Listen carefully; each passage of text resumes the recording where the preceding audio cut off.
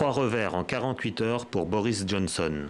Premier coup dur, Boris Johnson a perdu sa majorité. Philip Lee, député du Parti conservateur, a rejoint il y a 2 jours l'opposition.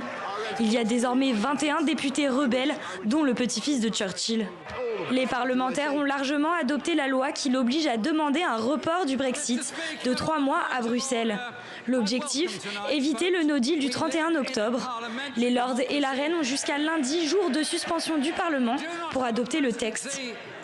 Le Parti travailliste a également réussi à bloquer les élections législatives pour éviter le no deal.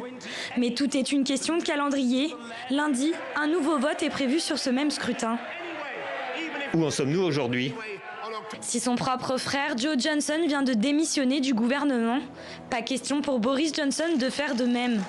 Aujourd'hui, il recevait comme si de rien n'était Benjamin Netanyahou, le Premier ministre israélien. Mais dans les faits, il n'a plus vraiment de marge de manœuvre.